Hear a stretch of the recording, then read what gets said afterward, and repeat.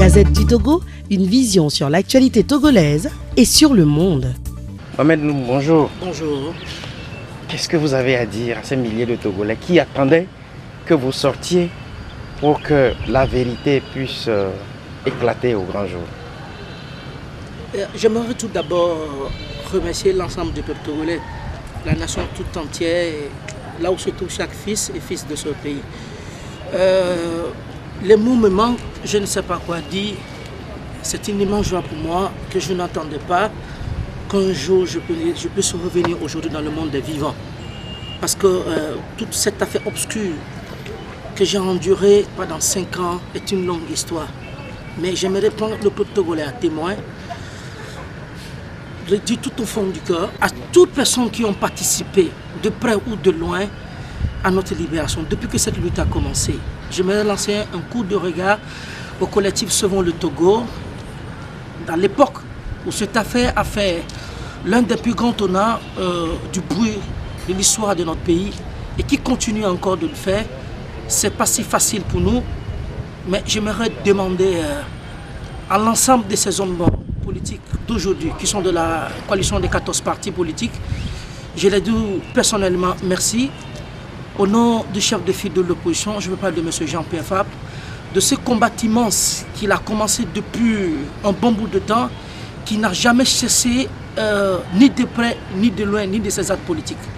Donc, je n'ai pas les mots à dire, sans distinction de race, ni d'ethnie, ni de parti politique, à les 14 partis de la coalition.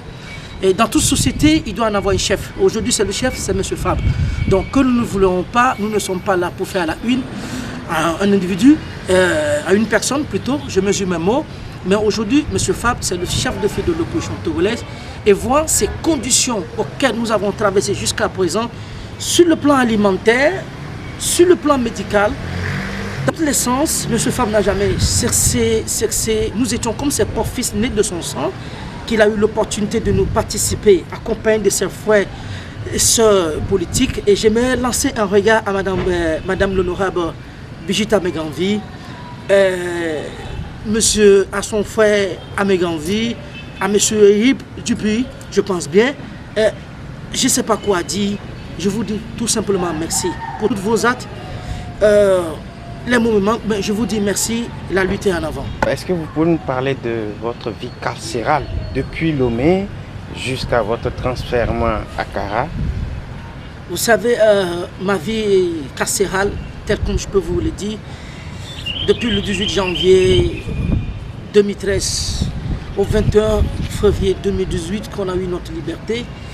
Il y a 24 heures de cela, si je peux avoir une bonne mémoire, vous savez, chacun peut interpréter sa façon de voir les choses à sa manière. Il faut laisser tout le monde dire ce qu'il pense, mais seul Dieu est témoin de nos actes. Je vous dis, ce milieu, je n'en souhaite à personne. Je n'ai pas de mots à dire.